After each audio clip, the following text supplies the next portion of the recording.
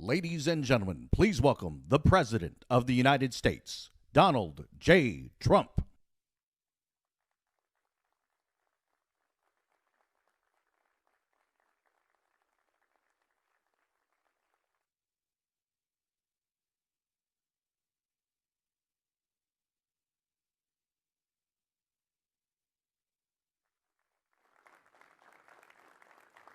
Thank you very much.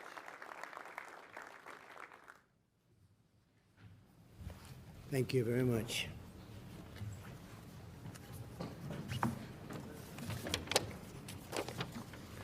I guess I might begin. It's an honor to be with you, and really brave men and women. The job you do is incredible, and the progress that you've made in the last short period of time has been unbelievable. On April 1st of this year, I announced the launch of a powerful U.S. military and law enforcement operation to combat the flow of illegal drugs across the Western Hemisphere. Today, I'm pleased to be with Admiral Craig Fowler and his team, done an incredible job, at the U.S. Southern Command Headquarters to provide an update on this incredible, successful effort. We're joined by Secretary of Defense Mark Esper. Thank you, Mark.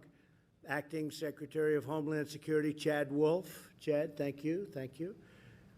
Commandant of U.S. Coast Guard Admiral Carl Schultz. Admiral.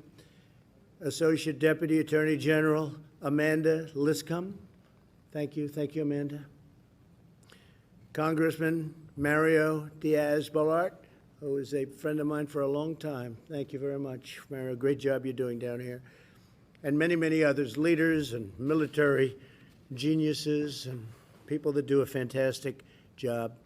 In just 12 weeks, SOUTHCOM's surge operation conducted with key regional partners has resulted in more than 1,000 arrests and the interdiction of 120 metric tons, I can only tell you that's a lot, of narcotics worth billions and billions of dollars. We're determined to keep dangerous drugs out of the country and away from our children. We're securing our seas. We're securing our borders. This is a new operation, not been done before, and this operation has been incredibly successful. As you know, in the United States, at least before the COVID came to us, the flu, the virus, the China virus, whatever you'd like to call it, it's got many different names. But before it hit, we were doing really well, and we're still doing very well, but now we're getting back on track. Last year, 70,000 precious American lives were taken because of the poison the cartels bring into our country. Under my administration, drug overdose deaths fell for the first time in nearly 30 years, and they fell fairly substantially. Unfortunately, the shutdowns caused by the China virus have led to a recent rise in overdose deaths, still below the level that they were at, but nevertheless, it went up a little bit.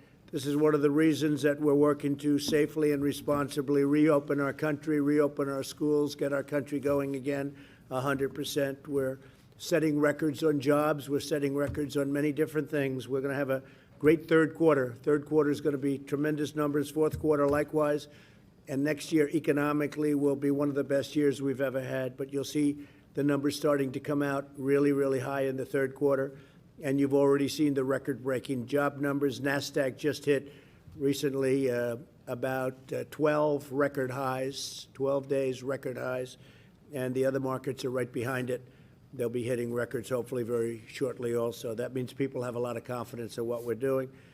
With the help of the heroes here at SOUTHCOM, Coast Guard, CBP, DEA, and law enforcement will work relentlessly to seize illegal drugs, arrest vile traffickers. The traffickers are truly vile. They're terrible, terrible people, what they do, mostly to women and children, but women. And dismantle criminal cartels who are responsible for the deaths of thousands and thousands of Americans. I'd like now to introduce Secretary Esper to say a few words. Mark, please. Yes, thank you, Mr. President. Thank you very much, sir. Thank you, Mark. And good afternoon, everyone. It's a pleasure to be here today to discuss the successes of our enhanced counter-narcotics operations in the Eastern Pacific Ocean and the Caribbean Sea. The Department of Defense began this initiative alongside our interagency partners at the President's direction on April 1st.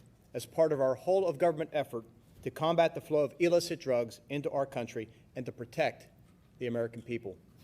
Transnational criminal organizations have destroyed far too many American lives by smuggling heroin, cocaine, fentanyl, and methamphetamines into our country, leading to drug overdoses and addiction in our communities. Moreover, the profits derived from these activities support a range of bad actors, from cartels in Mexico to the illegitimate Maduro regime, which continues to oppress the Venezuelan people. Despite the challenges posed by the coronavirus pandemic, our enhanced counter-narcotics operations have shown great success in countering those threats by disrupting the flow of illicit drugs, denying our adversaries financial resources, and strengthening the capacity of partner countries in the region. Since the end of March, we have employed in the U.S. Southern Command area of responsibility 75% more surveillance aircraft and 65% more ships than normal for drug interdiction. These additional assets include 4 Navy destroyers, 5 Coast Guard cutters, and 8 aircraft. Currently, nearly a dozen Navy and Coast Guard ships and over 15 aircraft from across the interagency are supporting our efforts, in addition to security forces deployed to the region. Further, we have successfully engaged and encouraged 22 partner nations to join us in this fight and step up their involvement in drug interdictions. As a result of these enhanced operations, SOUTHCOM and our interagency and international partners have disrupted more than 122 metric tons of cocaine, as well as over 18,000 pounds of marijuana. We denied nearly $2 billion in drug profits, increased our targeting of known smuggling, maritime events by 60%, and neutralized dozens of members of transnational criminal organizations. These efforts have been critical to saving countless American lives and making our communities healthier, safer, and stronger. I want to thank the President, President Trump, for his leadership in bringing us together in support of this critical mission. Thank you, sir. And I am grateful for the hard work of our partners, including the U.S. Coast Guard, the Department of Homeland Security, the Drug Enforcement Administration, the Department of Justice, members of the intelligence community, and support from Congress as well for all of their efforts. Together, we will maintain our enhanced presence in the region, keep the pressure on transnational criminal groups, and protect America and our communities from the scourge of illicit drugs. Thank you.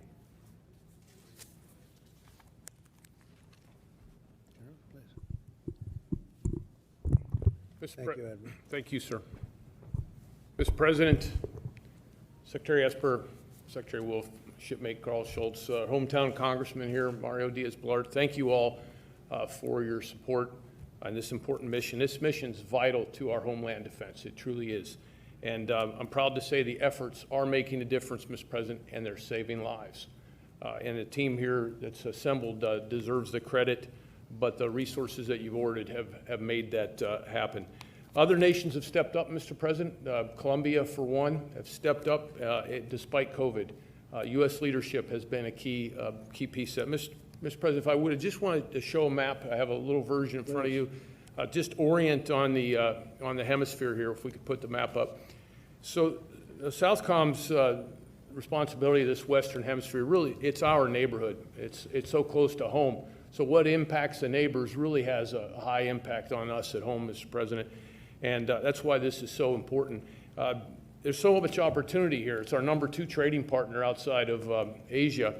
And so trade, economics, and democracy, importantly. And our partner nations are willing. They want to work with us. And we work with partners from Guatemala on south and out into the Caribbean. But that's under assault, this vicious circle of threats that you see led by the transnational criminal organizations, about a $90 billion a year enterprise. And it feeds off corruption and now the added instability of COVID. But as I said, that partners have stepped up despite the COVID, which is a tribute to their security teams. Mm-hmm. There's also another aspect in this neighborhood of ours, and it's what we call in national defense strategy, great power competition. So China has certainly looked at this neighborhood as an opportunity for them. And when you think about the proximity of some of their investments, Jamaica and El Salvador, it's just as close to Washington as is to Miami is, if you look at comparative distances. Slide, please. But what our citizens want, I know certainly my dad in Western PA who's watching wants, is they want to know if we're making a difference. And the numbers, as we've stated, really have. At 15% more disruptions, that's detainees, that's drugs off the street. That's at 122 metric tons, Mr. President. And 60% more targeting is a big deal for us because that means we can put more assets on more targets.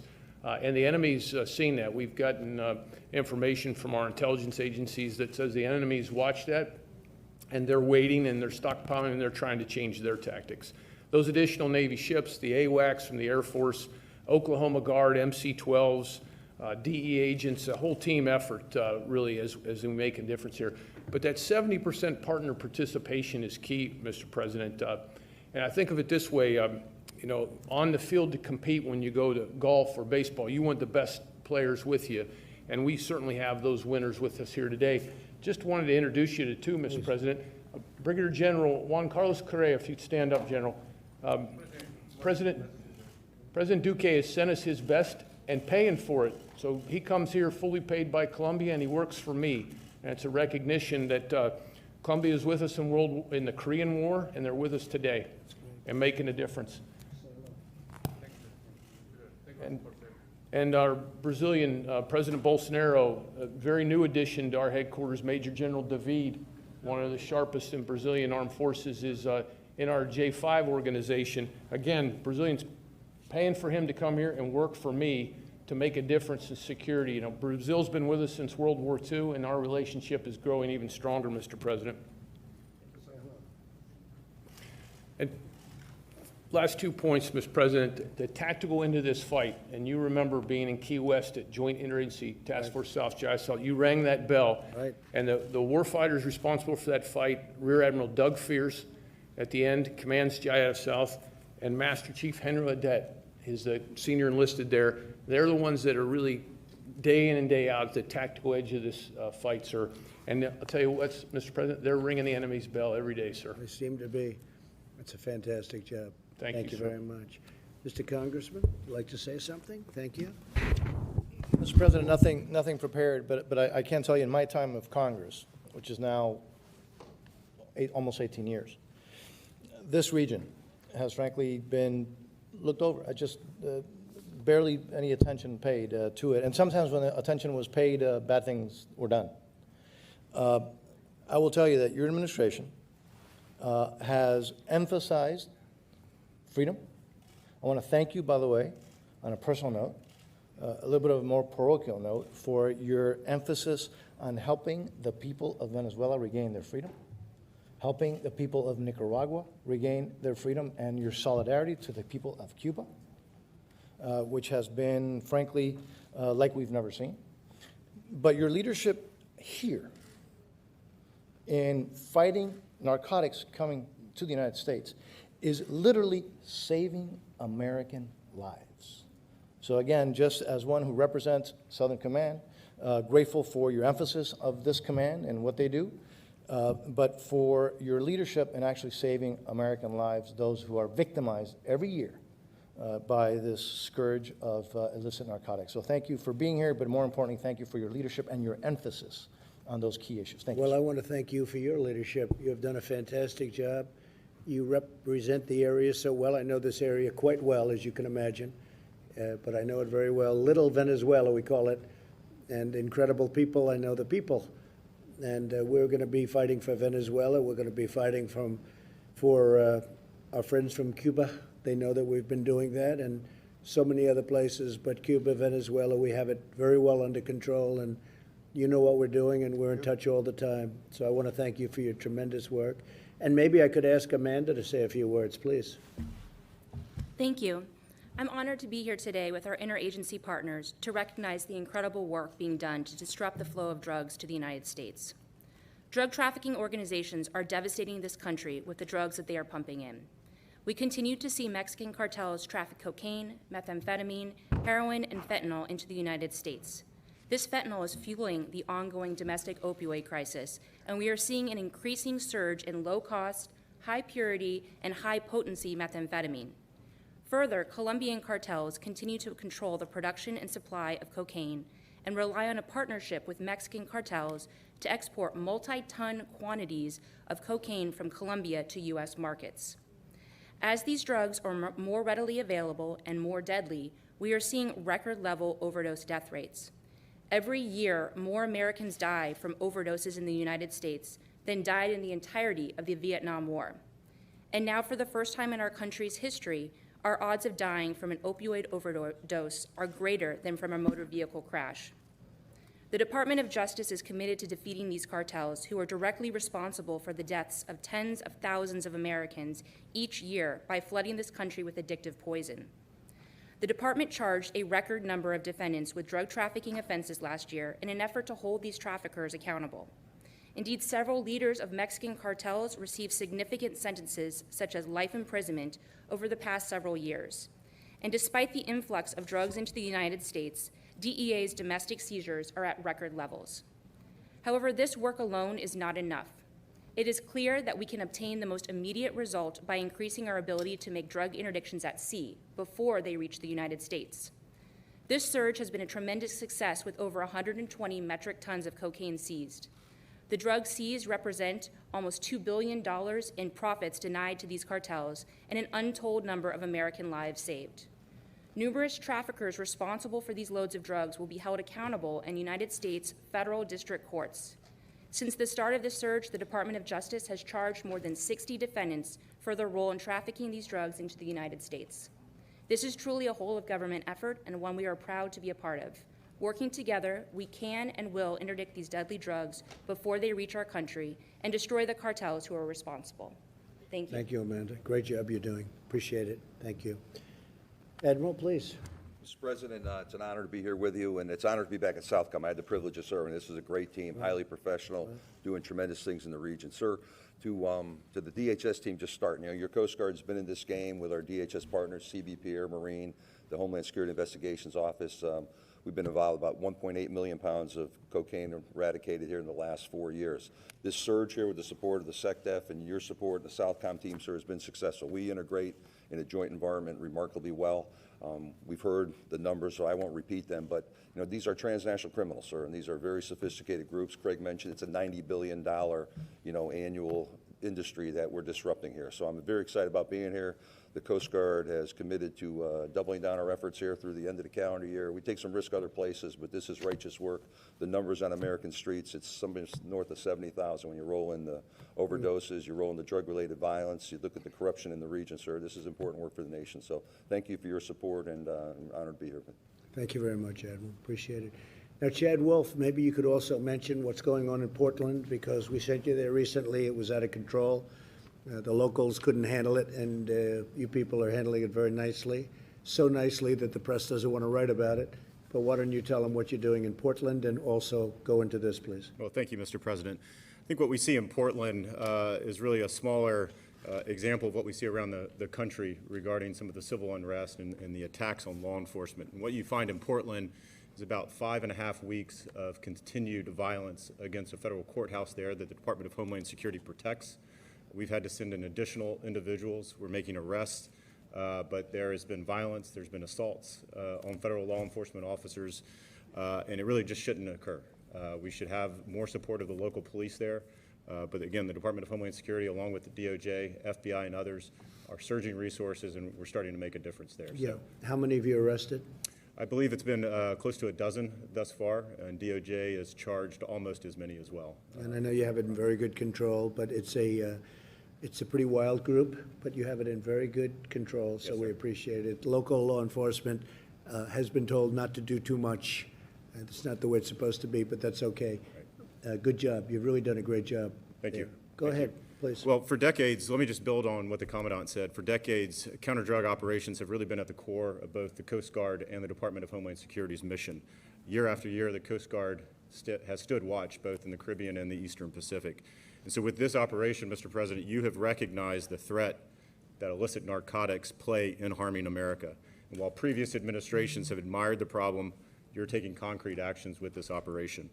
This effort is bringing the power of the United States military along with the department to bear on this problem, and we're having successes that we've talked about. What we've seen is the partnership. Again, DHS, not only the Coast Guard, CBP, air assets are flying constantly in the region as well, and we have ICE Homeland Security investigations helping DOJ, as we heard, prosecute. We are one team accomplished on a shared objective, and that's keeping the American people safe at the end of the day. Mr. President, I would say the men and women of the Coast Guard are unrivaled when it comes to sea-based drug interdiction.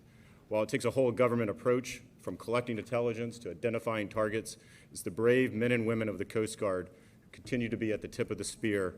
And whether it's from a Coast Guard cutter or a Navy ship, Coast Guardsmen every day are directly engaging narco traffickers and taking them down. So I wanted to make sure that you were absolutely clear on that front, and we certainly value the partnership that we're getting from DOD, SOUTHCOM, and others.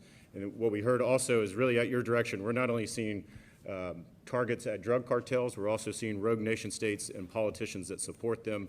We talked about the Department of Justice's recent indictment of Nicolas Maduro and 14 of his cronies that proved to the world that everyone involved in drug smuggling will be held accountable.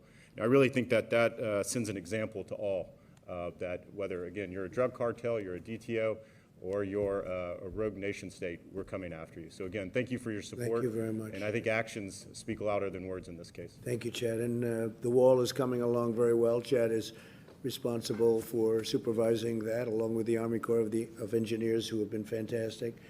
And Mark Esper, that's been really one of your pet projects, and it's been going along. We're up to 250 miles, and that's real wall. That's a wall that you don't get through.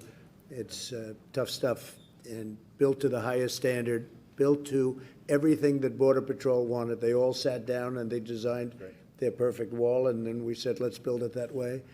And we're up to 250 miles. By the end of the year, we'll be up to 450 or so, and we'll have it finished very shortly thereafter. And it's made a tremendous difference because your numbers on the southern border are very, very small coming through. And especially with COVID, that turned out to be very lucky for us that we had the wall, or we would have been inundated, because they do have some big problems. I was with a great gentleman, the president of Mexico, 2 days ago. We had a long talk about the southern border and Mexico, and they've had some difficulty, but he's doing a fantastic job as president. But the wall is very exciting, and we'll have that opened relatively very shortly. And that was despite all odds, I would say, Mark, wouldn't you say? It was despite all odds. We had a certain party that was against it. They're not against it anymore, you know. In the end, they just raised their hand. They said, we don't want to take this on, because politically it turned out to be as good as we always knew. You know, two things never change: walls and wheels. Wheel will never change. You know, they were talking about technology. Technology is no good without the wall.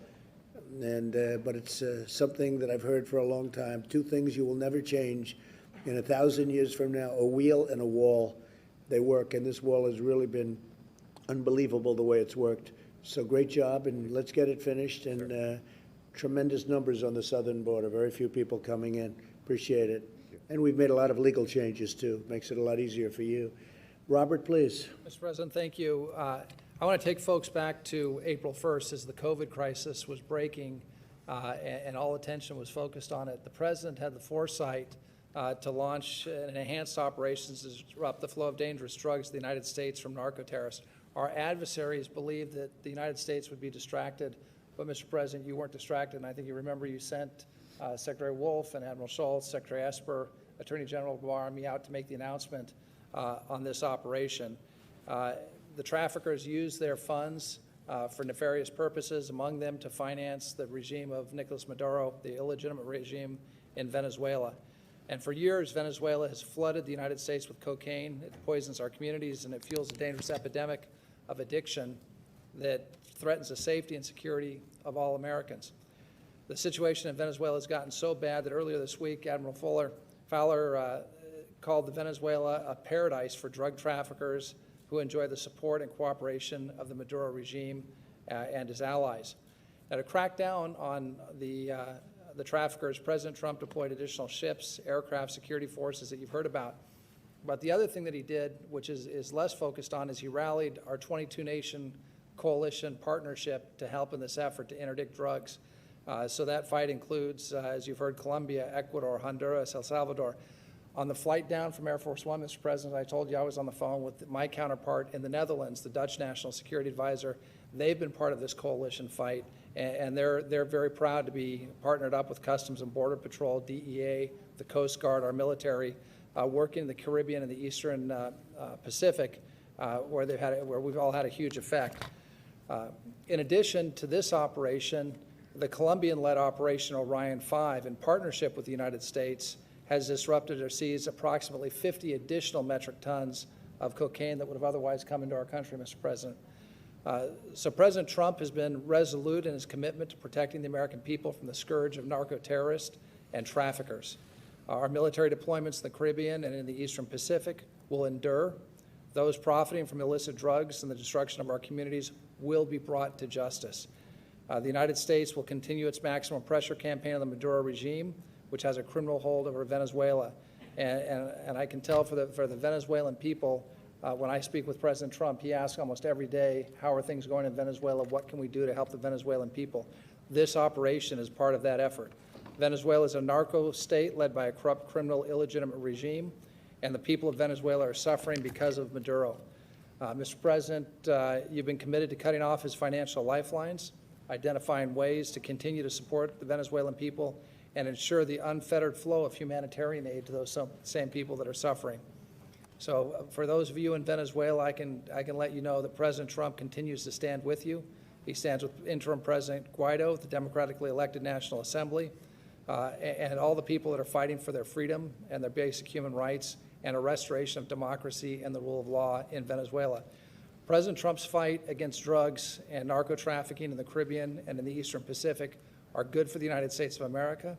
They're good for the people of the region, including Venezuela, but they're also good for the entire world. So, Mr. President, it's an honor to serve with you in this effort. Thank you for all that you're doing, sir. Thank you very much, Robert. And James, please. President Trump, as your principal drug advisor, thank you for your commitment and your leadership on the drug issue. I echo your thanks to the men and women who wear a uniform, whether it's the military or whether it's our state and local law enforcement partners who are stopping these deadly drugs from entering our country and thus saving American lives. You laid out a comprehensive strategy to prevent drug use before it starts, to get more people into treatment, and importantly, as we're talking about today, to stop these drugs from coming into our homeland. At your direction, we've implemented a whole government approach. We've made record investments, and we're taking real action, which meant you have received, and more importantly, the American people have received real progress. We must recognize these drug cartels are trying to take advantage of the pandemic, and you are not letting that happen. You are making certain that those people who are suffering and risk death are making sure that we are taking the steps necessary to protect them. That's why your leadership in this step is so important. You're sending a clear message that this administration, that this country will not let up in our fight against drug traffickers. You're doing it also with our international partners. For the first time, Colombia, I recognize the work done there. They eradicated 13,000 hectares of cocaine in 1 month, last month in June, and that is before they begin the aerial eradication that we have talked about so often. We cannot let these drug traffickers take advantage, especially these cocaine traffickers that are coming up through this AOR. The surge operations are effective, and they're going to continue, and we are going to take the fight to these drug traffickers. You have relentlessly committed to the American people by making investments of $36 billion for both the military fight, our law enforcement fight, as well as treatment. And of course, one of the signature programs of the First Lady, something that's really been led by Kellyanne Conway, of speaking to the American people about the dangers of drug use. The media campaigns that she and the First Lady have done have really made a huge difference in what has happened, and so I'm very appreciative to be a colleague of hers. We rely on Admiral Fowler, Admiral Schultz, Admiral Fears, and Master Chief Audette as the ones who are out there actually taking the risks, taking the dangers for the American people. We appreciate what you all are doing, and we urge you to continue to be relentless. Thank you. Thank you very much. And Douglas and Henry, if you'd like to say something, go ahead. Would you like to start? Go ahead. Thank you, Mr. President. Appreciate the opportunity. I'm proudly serving at Jayada South, and I'll tell you, our workforce is static about the assets that are coming down into our theater.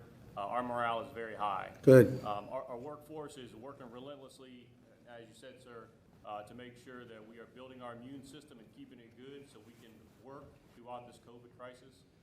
They're doing it through great sacrifice to their families at times, but they do it because they believe in the mission that we're doing, and we want to stop these transnational. So you're working on your immune system. Yes, sir. That's an interesting one. Not too many people have heard that one. I like that. What do you do for your immune system?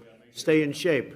Absolutely, sir. Working out, hydrating, proper That's nutrition, good. and staying safe on our I'm going to have to start doing that, I think. That's a good idea. and we're doing it, and we're proud to do it. Thank you. That's so great. much. No, that's great. And lastly, I'd tell you, our men and women in the military really appreciate the 3.1% pay raise you gave us this year. It means a lot to our men and women who work hard and go in harm's way all across the globe. So thank you so much, sir.